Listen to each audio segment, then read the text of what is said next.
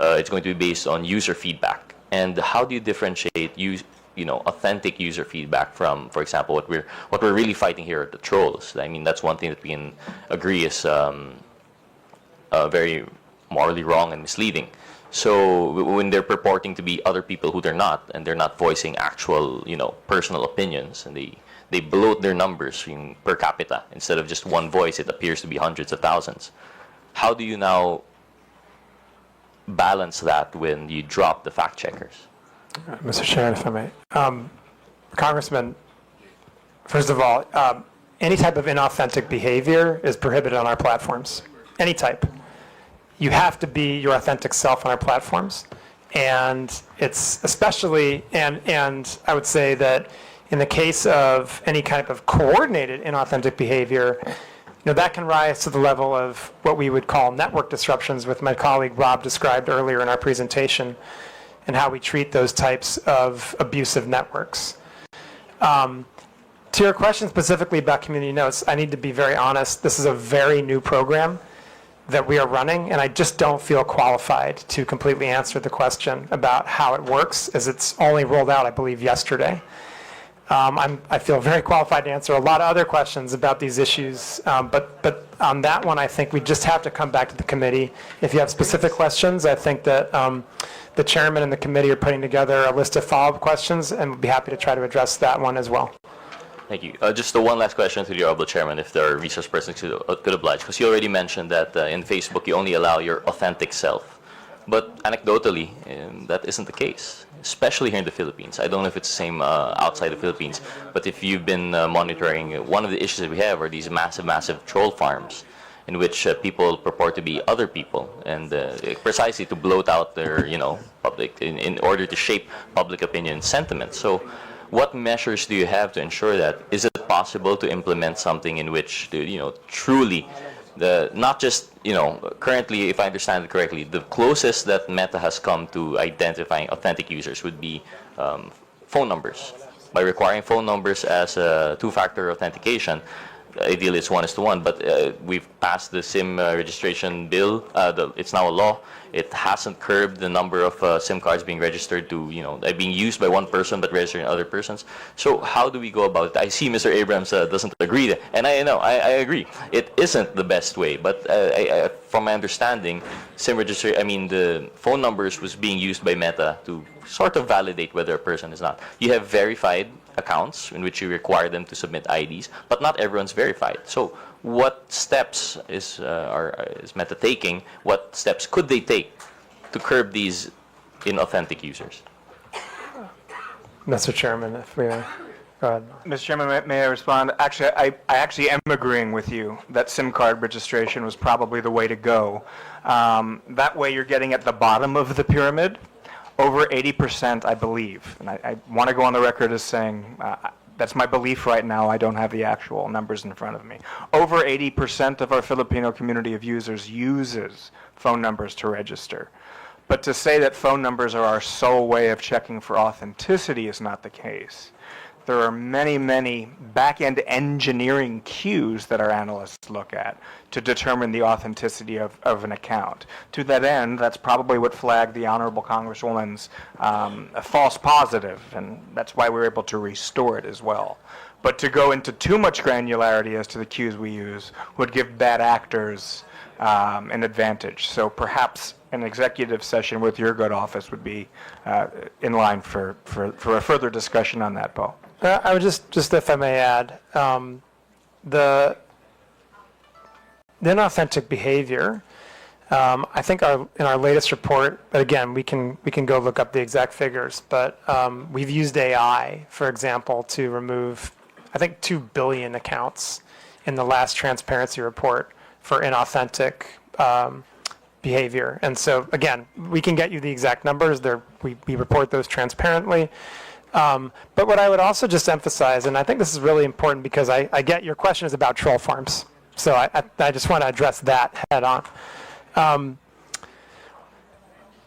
We would view that type of behavior, generally speaking, under our coordinated inauthentic behavior policy, which prohibits exactly what that sounds like.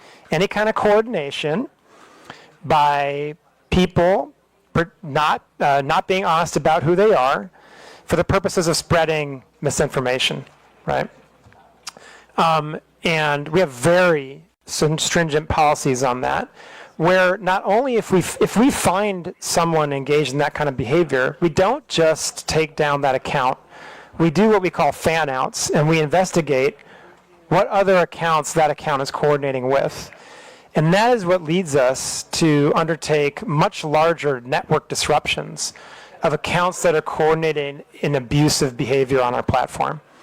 We've undertaken, I believe, 9 different types of those actions in Philippines over the last, since 2017 or 2018, I think the numbers are. Again, these are all public. We can get them to you.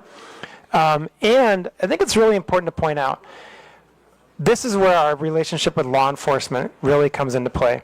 A lot of those come from leads that we act on from law enforcement.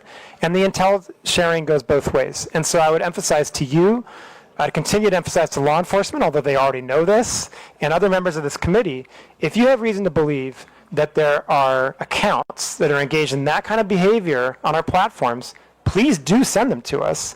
And we will do everything we can to investigate to see whether they are engaged in that kind of coordinated abusive behavior. Thank you. Thank you to the Honorable Chairman. Actually, if you had the time and you stuck around with us, I think you'd see through our other resource persons in questioning later on that it is, while we do appreciate that you have the guidelines and the protocols in place, it doesn't seem to be all that effective. I understand the scale that you're operating, perhaps it's very difficult, but at least in the situation here in the Philippines, you'd see later on that it's very difficult. But I understand with the time constraint, I actually still have more questions, but given that we wouldn't want you to miss your flight, so I'll be yielding to the next interpolator. I'd like to thank Dr. Frankel and Mr. Abrams for their time today. Thank you very much, Mr. Chair. The last interpreter on the meta issue, Honorable Romeo Acop, you have the floor. Thank you, Mr. Chair. Before I proceed, Mr. Chair, I'd like to briefly manifest that the absence of a clearly accountable and empowered meta entity here in the Philippines is a crucial issue. And I hope the meta people would agree with that. As we have heard, Facebook Philippines does not control the platform, nor does it handle content regulation or policy enforcement. This makes it difficult for Filipinos to seek timely and effective recourse when harm occurs online. That is why we are exploring the idea of requiring accreditation or registration for social media platforms operating in this country to ensure that there is a readily accessible, responsible point of contact that understands and complies with our laws. It's a matter of accountability, Mr. Chair, not just for regulation, but for the protection of the Filipino people. And may I proceed, Mr. Chair? I'll touch on accountability, which was a little bit touched by the Honorable Gutierrez. May I ask, Meta, are you aware of the number of Filipinos who use Facebook and Instagram? Are you aware of the number? Mr. Chairman, if I may. Congressman, I assume you're referring to here in the Philippines or globally? Philippines.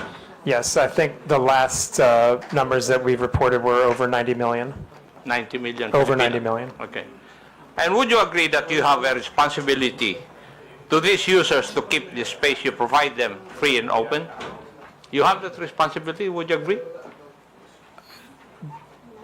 Sorry, do we have the responsibility to keep our platforms free and open? Yes. Sir? I think we have the responsibility to do the best we can to balance the rights of Filipino people to free expression, but also the rights of people to have a safe space on our platforms. I believe that's what you're getting at. Yes. And because of such, the posting of false information and misleading news, the content that harms not only the subjects of the questionable post, but also the public trust in state institutions should not be tolerated. Would you agree with that also? Mr. Chairman, if I may.